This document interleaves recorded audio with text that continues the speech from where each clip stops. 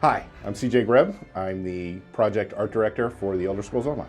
And I'm Rich Lambert, and I'm the creative director on Elder Scrolls Online. And we're here today to answer some community questions.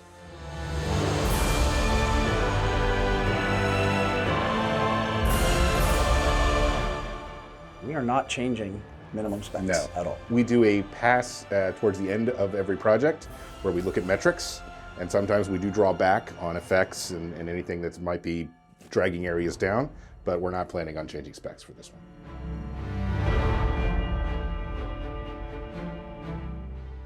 I think the best way to answer that is just wait and see.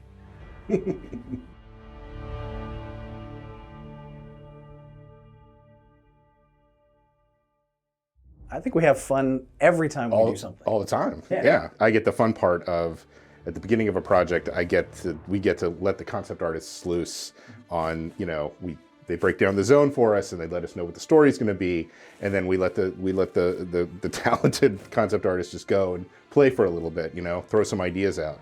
And Rich sees those generally after they kind of filter through me the first time, and I'm kind of selecting, let's send this up the chain and see how it goes. But yeah, it's a fun creative process, pretty much beginning to end. And it's a challenge on both sides. Going into something that has been seen before in previous games, the challenge is trying to reimagine that 1,000 years in the past and what that means and how that works. And then the flip to that, when we go and do something completely brand new, like we just get to have that creative freedom, and it's invigorating. Absolutely.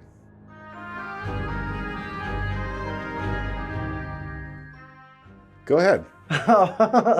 That's a Bill question. So Bill's our lead writer, and we leave a lot of that stuff up to them.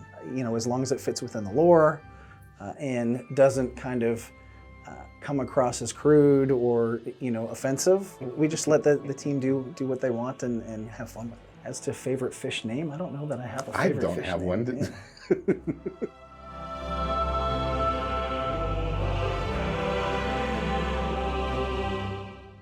Wow, one of the divines. That doesn't happen very often. That's lofty. Yeah. I like Varanus a lot, but I don't know. I think he was kind of properly enshrined at the end of his story. Yeah, I'd agree, and I think one of the things we always do when we're looking at characters in game, especially fan favorites, is we want to make sure that we do them justice if we bring them back. So no promises. It might happen at some point, but you'll just have to wait and see. He's certainly popular enough for us to take a look at him again, right? Yeah. Yeah.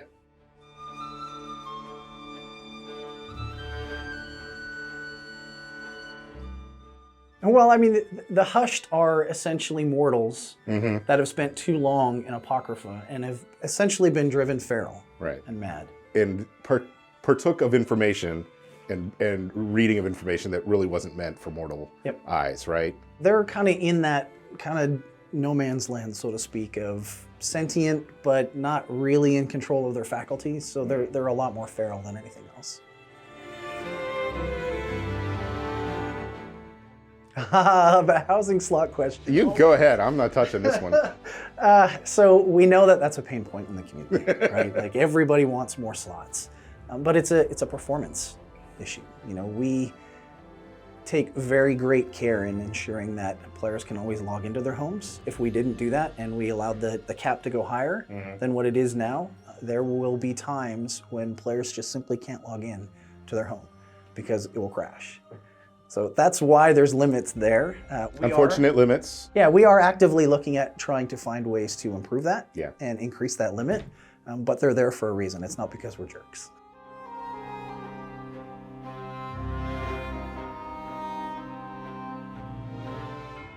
So we actually just did a pass at all of kind of our weekly, daily timers. So they all reset at relatively the same time now.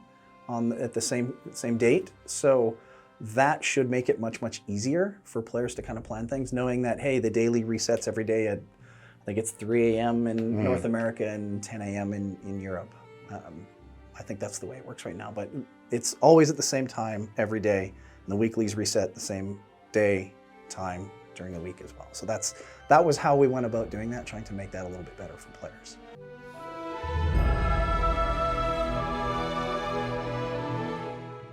Our artists search the world wide and far for inspiration. We take from all over the world, and generally when we start a new biome, we have a specific, we assign an artist the task of go out there and think about the plants and the animals, the flora and the fauna that will be, included in this zone. And some of it we have, the legacy of Elder Scrolls to draw from. We know where some of the lands are that the original inspiration was taken from. We automatically go back there. But then they're allowed to express themselves creatively, right? So they will find some new pieces, bits and bobs here. They'll put a sheet together, show it to me, show it to creative. We all agree, yes, that looks like a good direction, go.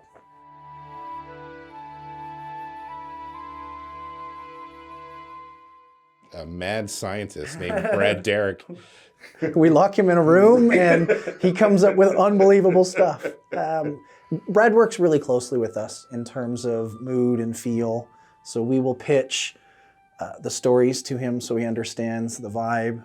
Very similar to the way we pitch things to CJ and his team, where we'll give them unique words.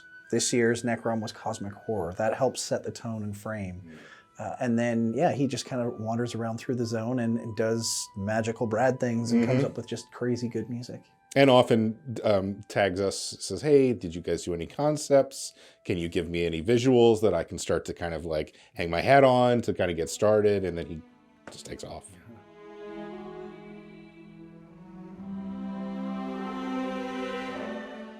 It certainly gets more difficult. Sure, there's plenty of lands left in Tamriel. I think we've got lots of places to go. We do, and we have Oblivion as well, which is a never-ending source right. of material. But it certainly does get harder because you have to remember what you did. We're going on 9 years now, so, can you remember what we did in the base game off the top of your head? No. So it's definitely difficult.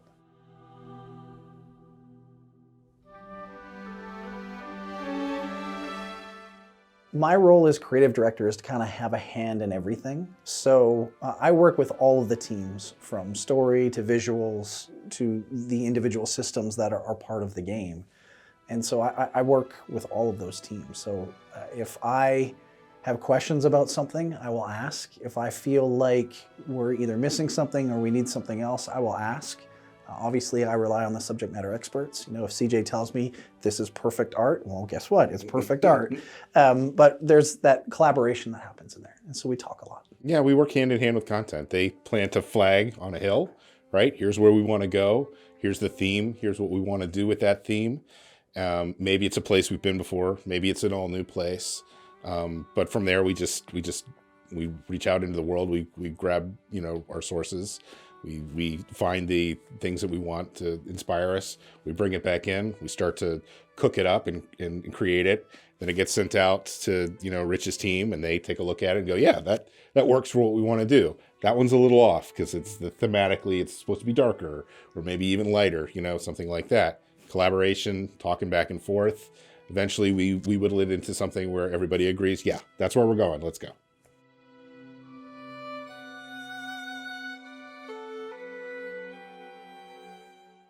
Sure. It's a collaboration completely. We depend on content to give us the story, right? That's their job, right? They come up with the overarching themes, the places we're going to go, things we're going to see. But we certainly are open to give our input if we think that a particular location or a particular biome could really use a visual turn one way or the other, or turn up the knob a little bit, so to speak. And that's just about talking to each other and saying, hey, here's an idea. How would this work? And sometimes yes, sometimes no.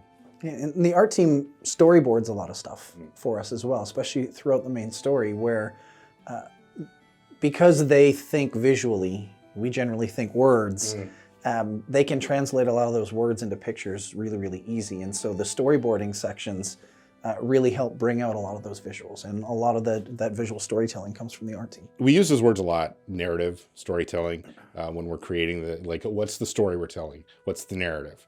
Are we telling the story appropriately, purely through the visuals? Because we know they're going to come in. with the script and the acting and the actual sequences that are going to happen. But we're thinking about that same story just in terms of like how it's initially going to look. Like when you walk into the room, is the story being told?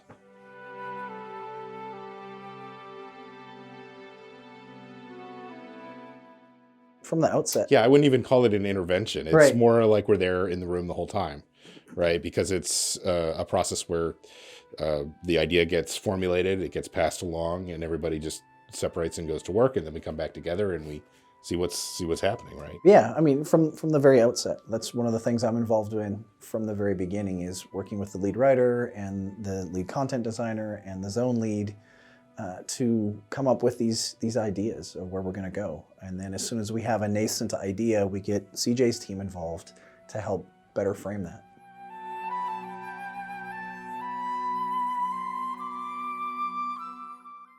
It's been a long time since I actually scripted a quest or wrote a character, but yeah, I'm actively involved in all of that. I do regular daily reviews of anything that's ready. Sometimes it's just on paper, sometimes it's actually in engine, and then every step of the way. And my focus really, like the team knows what they're doing and understands how to build quests. We've been doing it a long time. My job is to really make sure that they're telling the stories. A lot of traps that designers get into sometimes is they know the story so well, they forget to tell all the important bits. And so I drag that out of the team when they're kind of going through in those reviews because I don't have the story in my head as well as the designers do. We're not involved in the writing of anything, but we do throw ideas out there every once in a while. Either actually in a meeting just saying, hey, wouldn't it be cool if X or Y or Z happened?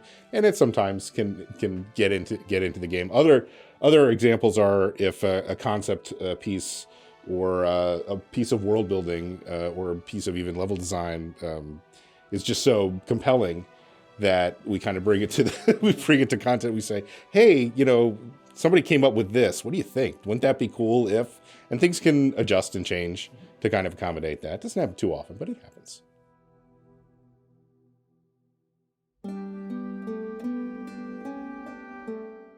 Creating cohesion. Yeah. Very different. Especially working from home. Absolutely. COVID really changed the way you have to communicate, and you have to be a lot more structured, I guess. Before, when everybody was in the office, you could go to the cafeteria and see somebody there and talk about a problem, or walk by their desk and see that somebody's struggling or they were doing something that didn't look quite right, and you could adjust it right then and there. You can't do that when everybody's at home. You have to book a meeting.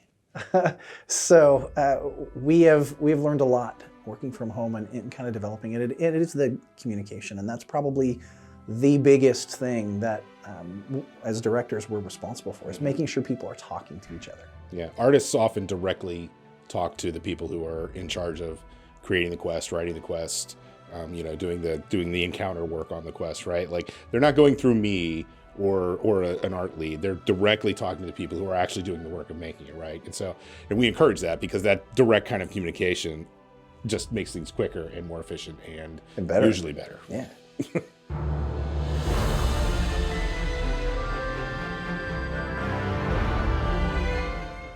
For me, I get to do an art review with each team that makes art for the game, and it's a weekly review. And so this is the moment where the teams have been assigned some aspect of the world, coming from the creative side, and they've just let their imaginations run wild, and then they present it to me like, all right, is this what we want to do? And my job is to filter that through. Okay, is it serving the story? Is it Elder Scrolls? Is it gonna do for this team what they want it to do as far as I understand the story? And then I just kind of get to apply that filter. Yeah, it mostly did it. Maybe a change here or there, and then we get to push it out into the game. And it's just the moment where you get to be a part of the creative process, and you get to see other people's creativity being injected into the greatest game of all time, right? So, so that's the best part of my week. The best part of my job is that every day is different. There's always something new. It's either some fire that needs to get fought, or some problem that needs to get solved, or I get to review some cool new piece of content or system or whatnot. So I love that aspect. I love being challenged. That is absolutely what running a live game is just putting fires out and solving the next problem. And we have to solve impossible problems every day.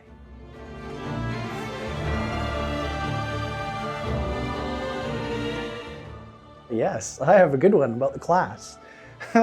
So we spent a long time working on this class, at least a year and a half. And the first 5 months were particularly difficult, and everybody was pitching ideas for what the class is, what it could be, and the team kept getting hung up on the name of the class. So they were focused on the name, and in order to kind of shut all that down and just really get people freed up, I just called the class Bob one day. And so the class, the Arcanist, was Bob for at least the first year of development before we actually came up with a name. Yeah, now we're having trouble getting them to stop calling it Bob. That's right. But it really freed the team, because if you call it an Arcanist or a Sorcerer or a Bard or whatever, like that comes with connotations of what the class can and can't do. And we didn't want to, well, we were getting hung up on that. Well, it can't do this if it's called that. Well, then just don't call it that, right? So once we did that, then we started coming up with all these interesting ideas and mechanics, and the development really sped up, and we were able to kind of isolate what we wanted and what we liked. And then once we had those mechanics, then we started trying to figure out names that could be a good wrapper to encompass all of it. When we started to develop the look and feel for Apocrypha, was probably the most fun, because we got to play in a well-known and beloved part of the Elder Scrolls lore. People coming from the Dragonborn DLC are going to know this area, but we got to do something new, and so the artists really got to express themselves in really creative ways. And it's not over yet. Like, concept team got in there and had some creative ideas. Currently, level designers, world builders are in there making it happen, right? And they're still being creative as we speak right now. back in Hunt Valley, Maryland, there are people doing the work and being creative right now and building that world that's going to look amazing.